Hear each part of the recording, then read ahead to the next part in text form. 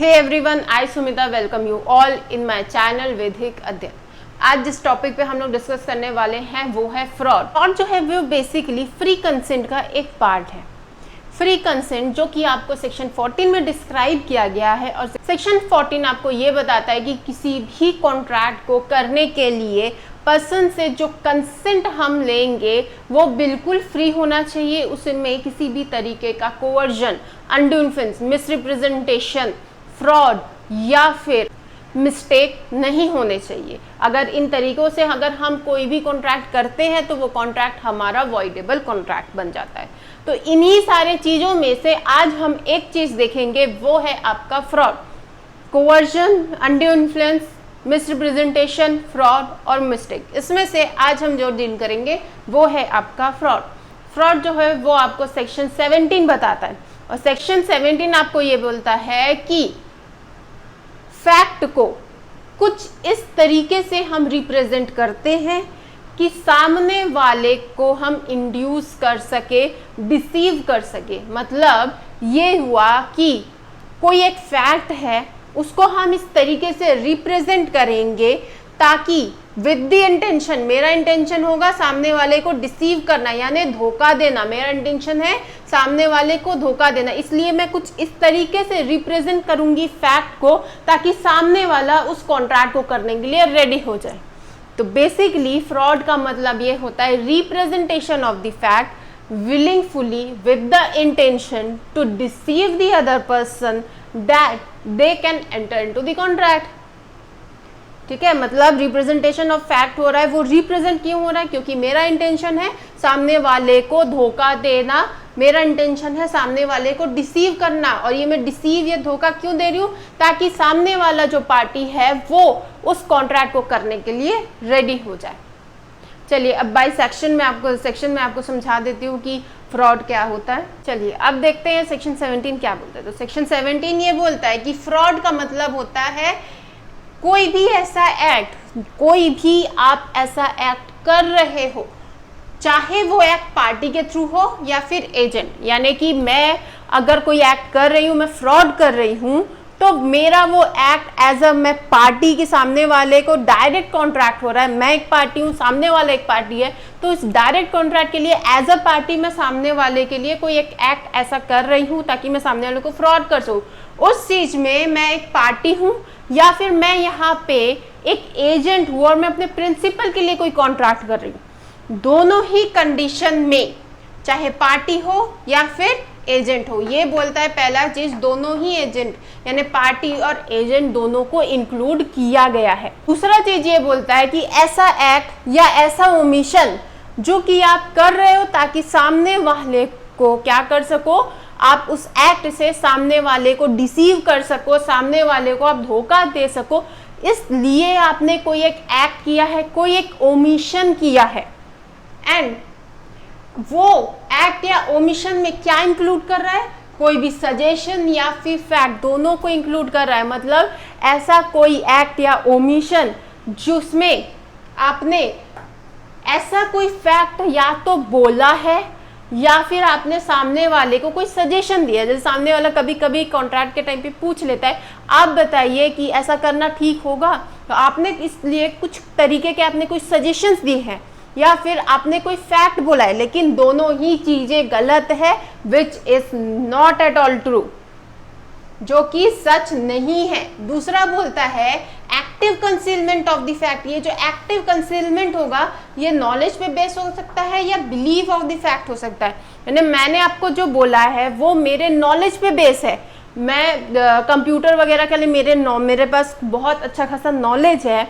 अब जब कंप्यूटर आपका, मान लीजिए आपका लैपटॉप जो है वो खराब हो गया, आप मेरे पास आए हो ठीक कराने के लिए, तो अब क्योंकि मुझे उस चीज़ का पर्टिकुलरली नॉलेज है, तो अब मैं जो भी चीज़ आपको बोलूँगी कि हार्ड डिस्क में ऐसा हो गया, ये चेंज कराना है, वो चेंज कराना है, ये होगा वो होगा, आप पर्टिकुलरली इस चीज़ में मेरे ऊपर बिलीव कर लो, क्योंकि आपको लगता है क्योंकि मेरे ऊपर इस चीज़ की जानकारी है, ये इंफॉर्मेशन है जो कि आपके पास नहीं है। मान लीजिए कि आपके पास नहीं है, तो इसलिए आप मेरे ऊपर बिलीव कर लोगे।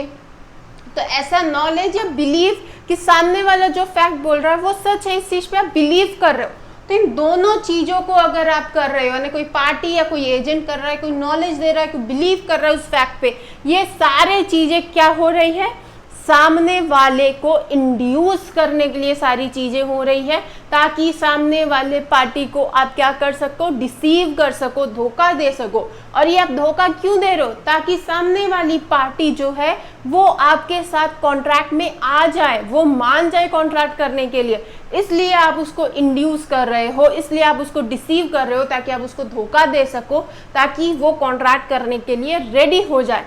ये चीज जो है बेसिकली, ये पूरा जो सिनेरियो है ये होता है आपका फ्रॉड एज पर सेक्शन 7। मैंने बहुत सिंप्लीफाई करने की कोशिश की है।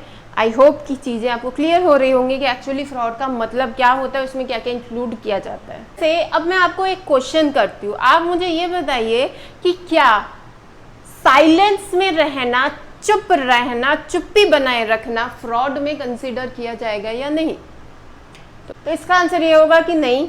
जनरल रूल हमें ये बोलता है कि चुप्पी रहना, साइलेंस में रहना, चुप रहना फ्रॉड नहीं होता है। लेकिन इसके कुछ एक्सेप्शंस भी है जहां पे फ्रॉड माना गया है साइलेंस को। सबसे पहला आपका बोलता है एक्सेप्शन जो है ड्यूटी टू स्पीक, जहां पे आपकी ड्यूटी थी कि आप कुछ बोलो, आपकी ड्यूटी बन रही थी कि वहां पे अपनी चुप्पी को तोड़ के, साइलेंस को तोड़ के आप कुछ बोलो, लेकिन आपने कुछ नहीं बोला, तो नहीं बोलने से आपने फ्रॉड कमिट किया।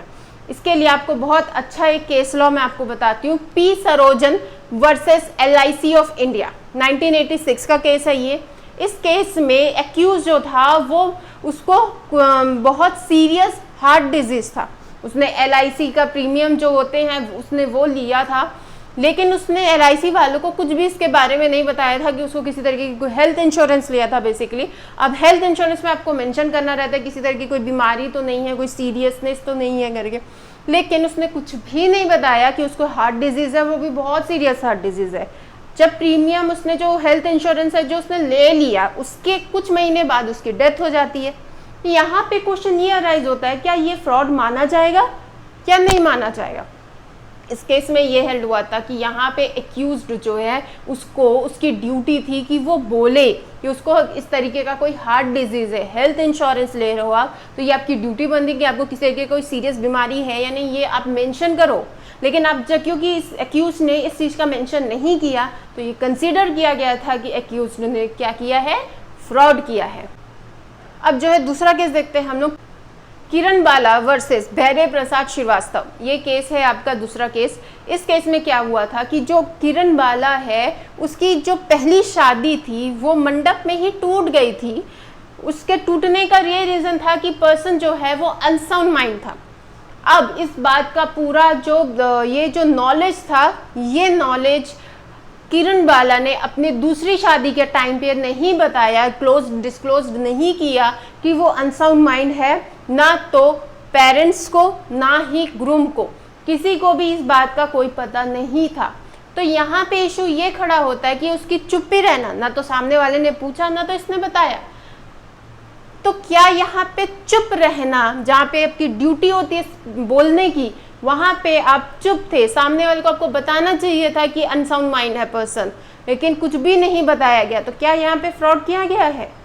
तो हेल्ड ये हुआ था कि हाँ, इसे कंसीडर किया जाएगा फ्रॉड, क्योंकि यहाँ पे आपकी ड्यूटी बनती है कि आप सामने वाले को पूछो, और अगर सामने वाला नहीं पूछ रहा है तो खुद से आप बताओ कि क्या प्रॉब्लम है। जहाँ पे आपकी ड्यूटी होती है बोलने की, वहाँ आपको बोलना पड़ेगा। अगर आप नहीं बोल रहे हो तो आप फ्रॉड कर रहे हो। इट डजंट मीन कि आप चुप हो, आपने कोई फैक्ट नहीं छुपाया, क्यों आपने बस बोला नहीं, आपने बस चुप रहा, तो ये भी एक तरीके से फ्रॉड ही माना जाएगा।